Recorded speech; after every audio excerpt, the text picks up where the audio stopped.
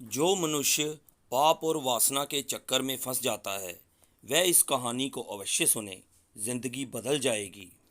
संतपुर नामक के गांव में गोपाल नाम का एक व्यक्ति बहुत हंसी खुशी रहता था। खेती बाड़ी करने के साथ साथ गोपाल बहुत ही धर्मपरायण भी था। गोपाल अपनी धर्मपरायणता, पुण्य, दान, चरित्र और संपन्नता के कारण अपने क्षेत्र में काफ़ी प्रसिद्ध था। सभी लोगों का मानना था कि गोपाल जैसा नेक और ईमानदार व्यक्ति पूरे गांव में नहीं है। जब गोपाल की इस गुणगान की खबर पाप और वासना ने सुनी तो उन्होंने गोपाल की परीक्षा लेनी चाहिए।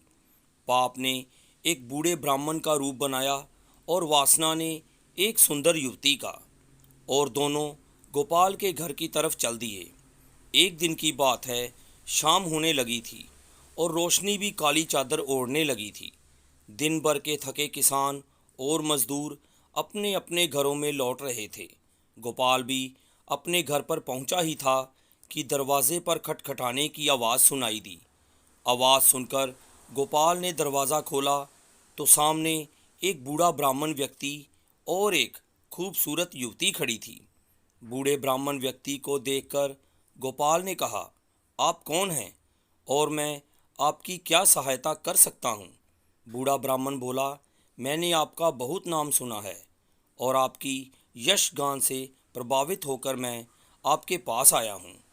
हम मुसाफिर हैं और बहुत दूर से आ रहे हैं और हमें आज रात ही आगे एक गांव में पहुंचना है। रास्ता सुनसान है और रास्ते में नदी नाले हैं और चोर। इस स्थिति में मैं अपनी युवा पुत्री को अपने साथ लेकर नहीं जा सकता हूँ। आपसे निवेदन है कि कृपया आप मेरी पुत्री को आज रात को अपने घर पर ही रख लीजिए। लौटते वक्त मैं अपनी पुत्री को ले जाऊंगा। गोपाल सोचने लगा। तभी बूढ़े व्यक्ति ने कहा, आप क्या सोच रहे हैं?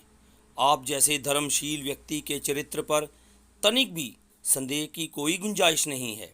मेरी दुर्लभ अवस्था को देखिए। रात्रि में मैं अपनी जवान पुत्री को लेकर कैसे जा सकता हूँ?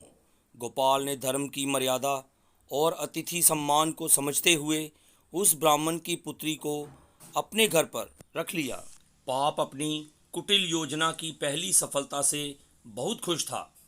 वासना रूपी सुंदरी भी घर में पैर रखते ही गोपाल पर अपना मायाजाल फैलाने लगी।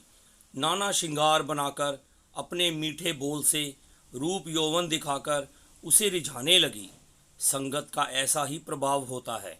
गोपाल का मन उस सुंदरी के मायाजाल में भटकने लगा, लेकिन गोपाल ने अपने मन को नियंत्रित में रखा और धर्म रक्षा का भाव उसके मन में आने लगा। काफ़ी दिन हो गए, बूढ़ा ब्राह्मण नहीं लौटा, क्योंकि ये तो पाप की कुटिल योजना थी। युवती के रहते कई दिन बीत गए। वासना के जाल में गोपाल धीरे धीरे फंसने लगा। एक दिन गोपाल को सपना आया कि ज्योतिमय देवी उसके घर से बाहर निकल रही थी।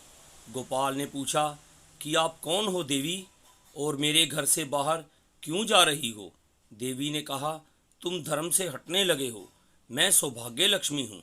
मैं अब इस घर में नहीं रह सकती, इसीलिए मैं जा रही हूँ। उधर वासना रूपी कन्या का प्रेम जाल बढ़ता ही जा रहा था। दूसरी रात गोपाल को फिर सपना आया। एक दिव्य देवी घर से बाहर जा रही थी।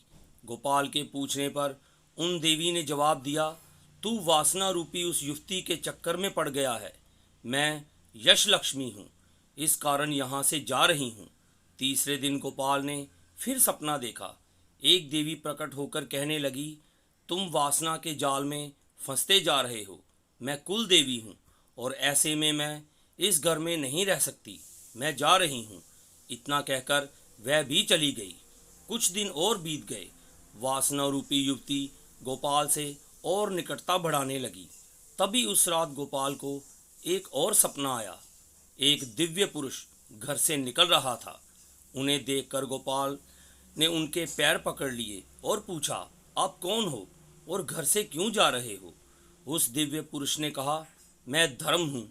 तुम्हारे घर से सौभाग्य, यश और कुल तीनों देवियाँ चली गई। मैं अकेला इस घर में नहीं रह सकता, इस कारण मैं भी जा रहा हूँ। इतना सुनते ही गोपाल हृदय से रो पड़ा। उसकी आंखों से आंसू आने लगे। धर्म के पैर पकड़कर बोला, भगवान, मैंने जो कुछ किया है धर्म की रक्षा के लिए ही किया है। आपके कारण ही उस कन्या को घर में जगह दी। मैंने अतिथि धर्म की रक्षा की। मुझे क्षमा कर दीजिए और मेरे घर से ना जाएं। वासना से मेरा कोई संबंध नहीं है। मैंने तो धर्म की रक्षा की है। जागने पर गोपाल पहले की तरह धर्म का पालन करने वाला हो गया और उसी समय वासना रूपी युवती भी घर से गायब हो गई। इस तरह हम सीख सकते हैं कि अपने मन को वश में रखकर हम कोई भी कुसंगति को छोड़ सकते हैं। धर्म का पालन ही सर्वश्रेष्ठ है। जहां आपका अच्छा आचरण दूसरों के प्रति आदर आपको सम्मान दिलाता है और आप जीवन के उच्च स्तर पर पहुंचते हैं, उसी प्रकार कुसंगति, बुरे विचार, क्रोध, अहंकार आपको नीचे गिरा देते हैं। जय राधे राधे। तो दोस्तों, आपको ये कहानी कैसी लगी कमेंट बॉक्स में ज़रूर बताएं। कहानी को लाइक, शेयर और चैनल को सब्सक्राइब करना ना भूलें। धन्यवाद।